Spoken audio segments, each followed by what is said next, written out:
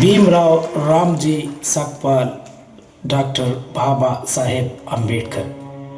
ಹಾಂ, ಮತ್ತೇನಾಯಿತು ನೋಡು, ಅಲ್ಲೊಂದು ದೃಶ್ಯ ನಡೆಯುತ್ತಿದೆ, ನಿನಗೆ ನೋಡಿಲ್ವೆಯಾ? ಯಾವ ದೃಶ್ಯ ಅದು? ಇಂಗ್ಲೆಂಡಿನಲ್ಲಿ ಬಾಬಾ ಸಾಹೇಬ್ ಅಂಬೇಡ್ಕರ್ ಅವರು ರೌಂಡ್ ಟೇಬಲ್ ಕಾನ್ಫರೆನ್ಸಲ್ಲಿ ಕುಳಿತು ಏನನ್ನು ಕೇಳುತ್ತಿದ್ದಾರೆ, ಕೇಳಿಸಿಕೊ. All the respectable, all the dignitaries, please, 21 ವರ್ಷ ತುಂಬಿದ ಎಲ್ಲ ಭಾರತೀಯರಿಗೆ ಮತದಾನದ ಹಕ್ಕುಗಳನ್ನು ನೀಡಿ. ಈ ದೇಶದ ಅಸ್ಪೃಶ್ಯರಿಗೆ ಪ್ರತ್ಯೇಕವಾದ ಮತದಾನವನ್ನು ನೀಡಿ. ಅವರಿಗೆ ನೀರನ್ನು ಮುಟ್ಟಲು ಬಿಡಿ. ಅವರಿಗೊಂದು ಘನತೆ ಬದುಕನ್ನು ನೀಡಿ. ಅವರನ್ನು ಮನುಷ್ಯರನ್ನಾಗಿ ಕಾಡಿ. ಈ ದೇಶದ ಮಹಿಳೆಯರಿಗೆ ಸ್ವಾತಂತ್ರ್ಯವನ್ನು ನೀಡಿ. ನಮ್ಮ ಜನರು ಕೂಡ ಆಧುನಿಕ ಭಾರತದ ಸೌಲಭ್ಯಗಳಿಗೆ ಹೊಂದಿಕೊಳ್ಳುವಂತೆ ಮಾಡಿ. ಅವರಿಗೆ ನಾಗರಿಕ ಹಕ್ಕುಗಳನ್ನು ನೀಡಿ. ಕೇಳಿಸಿತ ನಿನಗೆ? ಕೇಳಿಸಿತು. ಮತ್ತೇನಾಯಿತು?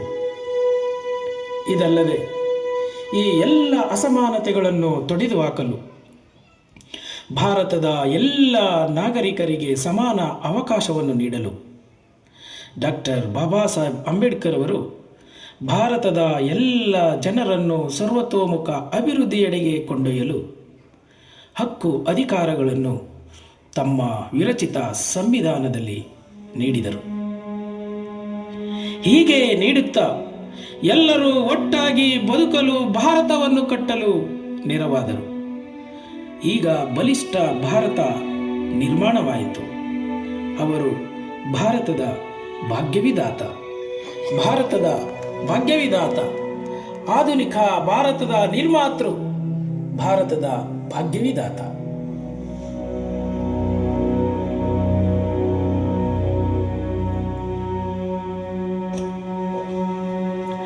ಅದನ್ನು ಬಿಡು.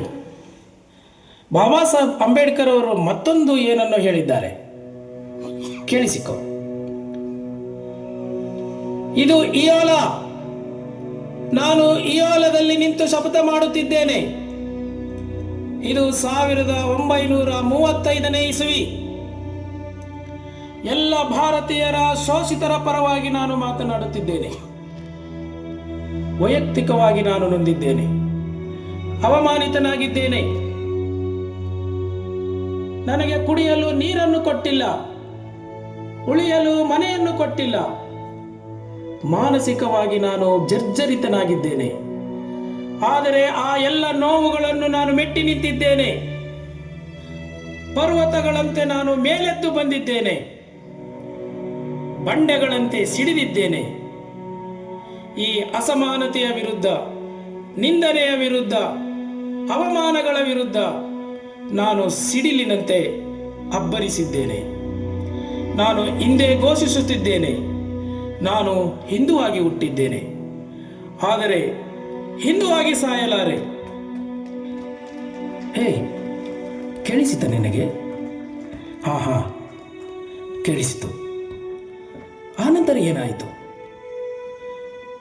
ಆನಂತರ ಅವರು 22 ವರ್ಷಗಳು ತಮ್ಮ ಸುದೀರ್ಘವಾದ ಅಧ್ಯಯನದಲ್ಲಿ ತೊಡಗಿಕೊಂಡರು.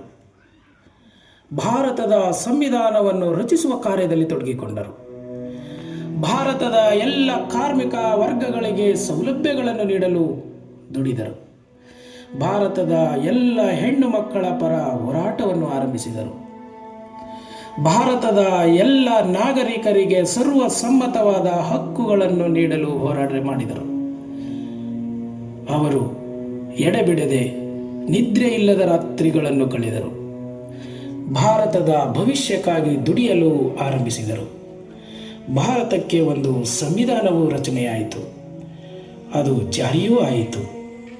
ಅಲ್ಲಿ ನೋಡು, ಓ ಚೇತನವೇ, ಓ ಭಾರತದ ಚೇತನವೇ, ಬಾಬಾ ಸಾಹೇಬ್ ಅಂಬೇಡ್ಕರ್ ಅವರ ತ್ಯಾಗವನ್ನು ಸ್ಮರಿಸು, ತ್ಯಾಗವನ್ನು ಸ್ಮರಿಸು, ತ್ಯಾಗವನ್ನು ಸ್ಮರಿಸು, ತ್ಯಾಗವನ್ನು ಸ್ಮರಿಸು.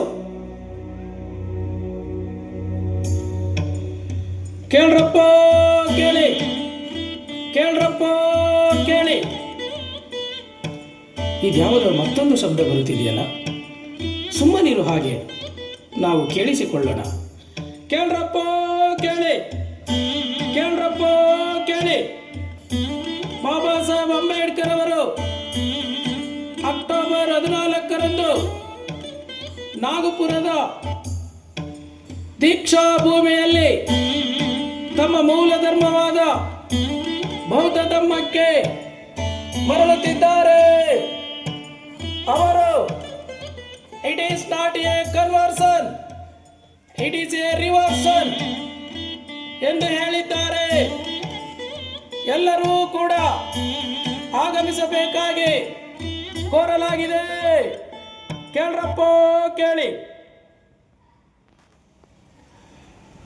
ಆನಂತರ ಏನಾಯಿತು ಅದನ್ನು ಅಂಬೇಡ್ಕರ್ ಅವರು ಹೇಳುತ್ತಿದ್ದಾರೆ, ಕೇಳು. ಓ ನನ್ನ ಜನರೇ, ನಾನು ನನ್ನ ಆಧ್ಯಾತ್ಮಿಕ ಗುರುವೆಂದು ಬುದ್ಧನನ್ನು ಸ್ವೀಕರಿಸುತ್ತಿದ್ದೇನೆ. ಓ ನನ್ನ ಜನರೇ, ನಾನು ನನ್ನ ಸಂವಿಧಾನದಲ್ಲಿ ಸಮಾನತೆ, ಸ್ವಾತಂತ್ರ್ಯ, ಸಹೋದರತೆಯನ್ನು ಗೌತಮ ಬುದ್ಧರ ತತ್ವಗಳಿಂದ ಮಾತ್ರ ಪಡೆದುಕೊಂಡಿದ್ದೇನೆ. ಅವರ ಚಿಂತನೆಗಳನ್ನು ನಾನು ಅಳವಡಿಸಿದ್ದೇನೆ. ಈ ನೆಲದಲ್ಲಿ ಸಮಾನತೆಯ ಪರವಾಗಿ ಹೋರಾಟ ಮಾಡಿದ 5,000 ವರ್ಷಗಳ ದಾರ್ಶನಿಕರ ಮೌಲ್ಯಗಳನ್ನು ಅಳವಡಿಸಿದ್ದೇನೆ. ಅದರಲ್ಲಿ ಬುದ್ಧನೇ ಮೊದಲಾಗಿ ನನಗೆ ನಿಲ್ಲುತ್ತಾನೆ.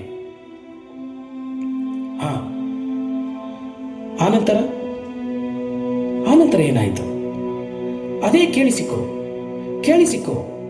ಬಾಬಾ ಸಾಹೇಬ್ ಅಂಬೇಡ್ಕರ್ ಅವರು ತಮ್ಮ ಜನರಿಗಾಗಿ, ಶೋಷಿತರಿಗಾಗಿ, ನೊಂದವರಿಗಾಗಿ ನೀಡಿದ ಅತ್ಯಂತ ಕಟ್ಟಕಡೆಯ ಸಂದೇಶವನ್ನು ಕೇಳಿಸಿಕೋ. ಮೈ ಡಿಯರ್ ಪೀಪಲ್,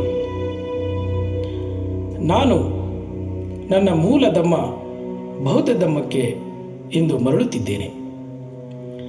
ಇಂದು ನಾನು ಎಲ್ಲ ಸಂಕೋಲೆಗಳಿಂದ ಮುಕ್ತನಾಗಿದ್ದೇನೆ. ಬುದ್ಧ ನಮ್ಮ ಪೂರ್ವಜನೇ ಆಗಿದ್ದಾನೆ. ಜಗತ್ತಿನಲ್ಲಿ ಶಾಂತಿ, ಕರುಣೆ, ಮೈತ್ರಿಯನ್ನು ನೀಡಿದ ಮಹಾ ಮಾನವನಾಗಿದ್ದಾನೆ. ಗೌತಮ ಬುದ್ಧನು ನಮ್ಮ ಪೂರ್ವಿಕ. ಬುದ್ಧ ಧರ್ಮ ನಮ್ಮ ಪೂರ್ವಿಕ ಧರ್ಮ. ನಮ್ಮ ಹಿರಿಯರು ಮೂಲ ಬೌದ್ಧರಾಗಿದ್ದರು ಎಂಬುದನ್ನು ನೀವೆಲ್ಲವೂ ಕೂಡ ಅಧ್ಯಯನದಿಂದ ಸ್ಮರಿಸಬೇಕು.